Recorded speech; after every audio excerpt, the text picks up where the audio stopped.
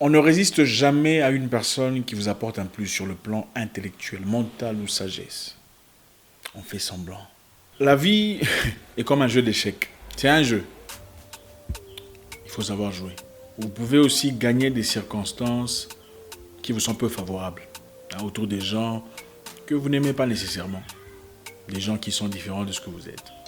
Des gens de différentes religions, des gens de différentes croyances, de différents concepts. Il faut savoir comment... Si la vie était des couleurs, ou si on pouvait représenter la vie en couleurs, la vie ne serait pas seulement noir ou blanc. Il y a aussi la couleur grise, quelque part, entre les deux. Vous savez, je connais quelques personnes qui ont travaillé pendant un temps dans l'industrie de beauté, dans un salon de coiffure. Ils étaient sans expérience, sans expérience pratique. Après avoir été dérangés, parlés de manière inappropriée par la propriétaire, ont décidé de quitter, de partir. Ah, elle ne peut pas me parler comme ça. C'est bon, je m'en vais. Mais partir où? Nulle part. Sans expérience, sans emploi. J'en connais même une en France. Sans papier, sans condition. Mais on t'a insulté, même pas insulté, on t'a créé dessus 2 fois. Parce que chez nous, quand on te remet à ta place, on dit qu'il m'a insulté. Les émotions, sans importance. Dans la vie, il faut savoir quelquefois tolérer l'atmosphère pour arriver à ses objectifs. Vous ne rencontrerez pas toujours des gens qui réfléchissent exactement comme vous. Des gens qui vous aiment, aussi passionnés. Des gens qui sont de votre religion. Ça n'existe pas. C'est ça notre plus grand problème en effet. Nous cherchons toujours à rencontrer des gens qui sont comme nous, qui pensent comme nous, qui réfléchissent comme nous. Que ce soit en amitié, en business, collaboration, en mariage. Ce n'est pas toujours comme ça. Quelquefois, il faut profiter même de son ennemi. Si ce dernier a des connaissances que tu n'as pas. On ne résiste pas à une personne qui a plus de connaissances que toi. À moins que tu n'aies acquis la connaissance que ce dernier ou cette dernière a acquise. C'est-à-dire, vous pouvez travailler dans une entreprise pour un boss méchant, impoli, rose-chrétien ou peu importe et profiter de ce qu'il a à offrir. Comme intelligence, comme expérience, comme connaissance, comme substance. C'est aussi ça, avoir du plomb dans la cervelle. Malheureusement, chez nous, à partir du moment où, ah non, lui, il passe ça. Ah, lui, il est de cette croyance. Vous quittez, vous partez. Mais est-ce qu'il t'a forcé de devenir... Il ne t'a pas forcé. Tu fuis. Toi, tu pries, mais tu as peur de ce que lui, il a. Vous verrez beaucoup de personnes qui ont peut-être des mentors ou un professeur ou une personne auprès duquel ils s'inspirent. À partir du moment où cette personne dit une seule chose, une seule phrase, qui va à l'encontre de leurs croyances ou de ce qu'ils pensent, de ce qu'ils croient, ils l'oublient directement. Ils oublient tout ce qu'il a pu faire pour eux. Ils changent directement de position. Ça, c'est de l'immaturité émotionnelle. Vous pouvez travailler dans un environnement comme avocat et ne pas aimer votre directeur, mais continuer à travailler le temps d'acquérir la connaissance nécessaire pour aller commencer tout seul.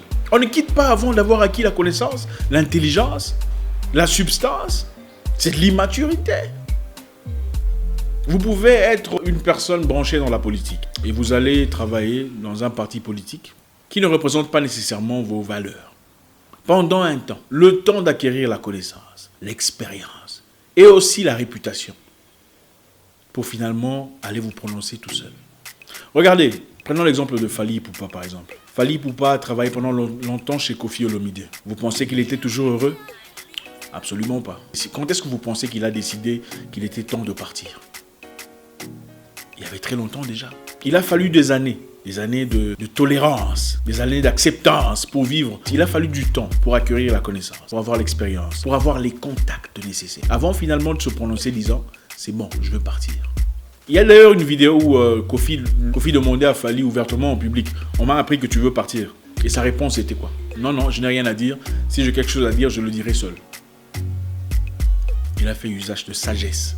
Le monsieur a compris qu'il me faut encore plus de temps. Il me faut acquérir de la connaissance, l'intelligence, avoir les contacts avant de partir. Aujourd'hui, vous ne connaissez pas Fally. Vous pensez que vous connaisseriez, vous pensez que vous auriez connu Fally s'il n'avait pas eu le temps de progresser chez Koffi Olomide, d'acquérir la connaissance, l'intelligence? Absolument pas. Il y a combien de musiciens congolais que vous ne connaissez pas? Aussi talentueux, si pas plus. Beaucoup. Il faut quelquefois accepter sa condition. Accepter de marcher à côté d'une personne que vous n'aimez peut-être pas. Le temps d'acquérir la connaissance qu'il a. Vous n'avez pas cette connaissance, vous voulez faire des fiers. Eh, moi, je n'aime pas ça. Toi, tu es qui? Les esprits faibles vous diront c'est de l'hypocrisie. Non, ce n'est pas de l'hypocrisie. Et je pense que l'hypocrisie peut être associée à des choses beaucoup plus importantes. Par exemple, prétendre aimer Dieu pendant que vous n'aimez pas les prochains, vous n'aimez pas les créatures de Dieu. Ça, c'est l'hypocrisie. Nous écrire des versets bibliques tout le temps, pendant que vous vivez dans l'impudicité, l'immoralité. Ça, c'est l'hypocrisie. L'hypocrisie, c'est pas travailler avec quelqu'un pendant... Ça, c'est avoir du plomb dans la cervelle. Savoir que monsieur a plus d'intelligence ou madame a plus de connaissances, plus de contacts que moi. Malgré que nous travaillons ensemble, je n'aime pas sa façon de procéder. Il me faudra assez de temps pour acquérir la connaissance nécessaire afin de partir en solo. Ça, c'est de l'intelligence. On ne trouve pas toujours des gens qui réfléchissent comme nous. Mais quelquefois, il faut marcher ensemble en communauté pour atteindre un but commun. Les Américains, pendant la Deuxième Guerre mondiale, se sont associés aux Russes pour battre les Allemands. Pourtant, les Russes sont communistes. Mais ils ont eu à se mettre ensemble pour y arriver. C'est que ça, avoir la maturité. Comprendre que, bon, voilà, en ce moment-ci, les conditions ne sont peut-être pas ce que je veux. Je n'apprécie pas ça ou telle chose, mais je resterai quand même le temps qu'il faut. Le temps d'acquérir l'intelligence, d'avancer. Moi, personnellement, il y a des gens que je suis sur Internet, des gens qui sont labellés racistes, mais des gens que je trouve particulièrement intelligents. Je ne me dis pas, bon, parce qu'il est raciste, républicain, je ne le suivrai pas. Non, c'est avoir de l'immaturité. Une personne mature sait trier ce qu'on lui dit. Ce qu'on vous dit, c'est comme si on vous offrait du poisson à manger. Ok, du poisson style Afrique. Pas le filet. Vous mangez le poisson, vous mangez la chair, vous jetez les arêtes. C'est ça, avoir de l'intelligence. Vous allez prendre le poisson, vous jetez, vous balancez dans la poubelle parce qu'il y a des arêtes à l'intérieur. Quel manque d'intelligence. Mes amis chrétiens, puisque vous aimez ça. Jésus a parlé d'une histoire d'un Samaritain. Il y a un juif qui, après avoir été battu par des bandits, était jeté dans les rues, balancé dans la route. Un prêtre est passé, il n'a rien foutu. Un autre juif est passé, il n'a rien foutu. Un lévite est passé, il n'a rien foutu. Mais un Samaritain est venu le sauver. Pourtant, les Samaritains et les Juifs étaient ennemis. C'est-à-dire que votre salut ne viendra pas nécessairement d'une personne qui vous ressemble. Les gens qui m'ont aidé personnellement dans la vie ne sont pas des gens qui ont nécessairement la même croyance que moi, ou le même genre d'intelligence, ou les mêmes concepts de vie. Absolument pas. Ceux qui vous aideront à avancer ne sont pas nécessairement les gens de votre tribu. Une bonne femme dans la vie ou un homme bien ne sera pas nécessairement une personne issue de votre région. Ce n'est pas ça.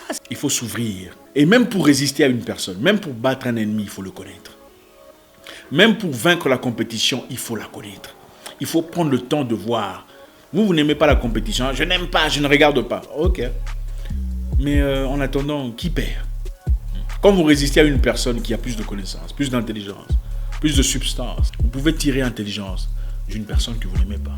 Vous pouvez apprendre d'une personne qui pense peut-être différemment de vous. La maturité, c'est savoir gérer ses émotions, même quand ça dérange. Savoir se calmer. La liberté, c'est savoir exprimer ses sentiments. La liberté, c'est aussi savoir retenir ses sentiments quand c'est nécessaire. On ne gagne pas tout par la force. Ah non, je n'aime pas, je pars. Si votre père était ivrogne, vous rejetterez tout ce qu'il vous dirait seulement parce qu'il est ivrogne. Parce qu'il a un problème de dépendance. Donc tout ce qu'il veut pour vous, ce n'est pas bien parce qu'il boit de la bière. Il faut être en manque d'intelligence pour penser comme ça.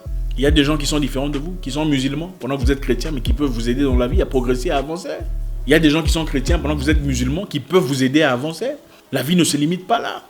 Il y a des gens qui veulent être polygames, mais qui peuvent vous aider dans la sagesse sur autre chose, sur comment investir, sur comment progresser, sur comment faire des correspondances.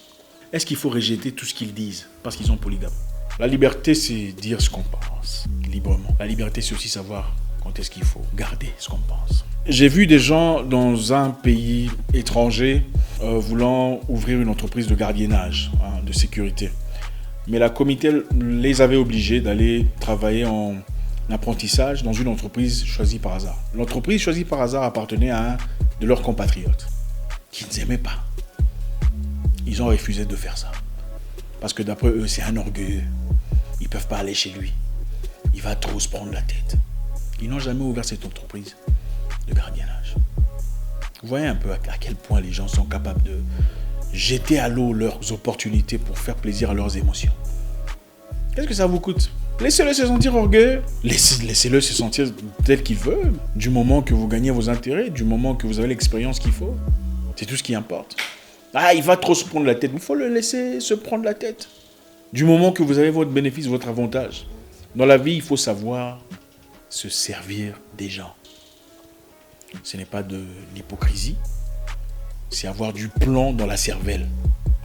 La vie, ce n'est pas l'église. Je suis désolé. C'est un jeu d'échecs. Il faut être malin, il faut être malicieux pour atteindre ses objectifs de vie. Du moment que ça ne porte pas atteinte à vos valeurs fondamentales. Beaucoup de gens ont perdu les opportunités de vie, des carrières décédées, parce qu'ils sont trop loquaces, trop prolixes. Vous parlez trop de vos positions politiques devant les inconnus. Vous voyez quelqu'un là, vous ne connaissez pas, il commence à parler politique, vous commencez aussi à parler politique. Et vous ne cachez même pas, vous dites tout ce que vous pensez. Et d'ailleurs, le président, il a fait ça. Tiens. Quel manque de maturité. Il faut savoir être improbable dans la vie. Vous pouvez rencontrer une personne qui pense différemment de vous et faire semblant. Et ne pas nécessairement vous exprimer. Le problème, c'est que nous, généralement, on pense que l'intelligence, c'est convaincre. Non. L'intelligence, ce n'est pas seulement convaincre. L'intelligence, c'est aussi savoir s'absenter de la discussion. Ne rien dire. Celui qui dit s'ouvre, se dénonce. Celui qui se tait acquiert la connaissance de son environnement. Il y a plusieurs formes d'intelligence. La flatterie, c'est aussi de l'intelligence. Flatter pour accueillir ce que vous désirez. Non, ce n'est pas de l'hypocrisie. Flatter, ça veut dire approcher quelqu'un gentiment. Faire un compliment à un inconnu. Faire un compliment à une personne proéminente, une personne connue. Pour avoir ce que vous cherchez, pour avoir la connaissance, pour avoir les contacts, pour avoir la facilité. C'est comme ça qu'on progresse dans la vie. Bah, si je le salue, qu'est-ce qu'il va croire? Mais toi, tu es qui? Toi, tu es qui? Ça fait 34 ans que tu existes. Tu as quoi? Si je le salue, il va croire. Ne restez pas coincé devant une image. Vous n'avez pas d'image, vous n'avez rien. Allez seulement. Faites le premier pas. Acceptez les conditions qui ne sont pas nécessairement ce que vous voulez. Le temps qu'il faut d'acquérir la connaissance, la réputation, l'intelligence pour vous lancer librement. C'est aussi ça, l'intelligence. On ne résiste jamais à une personne qui vous apporte un plus sur le plan intellectuel, mental ou sagesse. On fait semblant. Même moi, je ne suis pas toujours d'accord avec mes mentors, avec ces personnes qui m'apportent un plus sur le plan intellectuel, mental, tout ça. Mais ça ne veut pas dire que je dois résister et dire « Ok, je n'ai pas aimé ce que tu as dit, au revoir ». Non. Aussi longtemps qu'on n'a pas encore eu ce qu'on cherche ou gagner l'intelligence, la substance qu'on désire,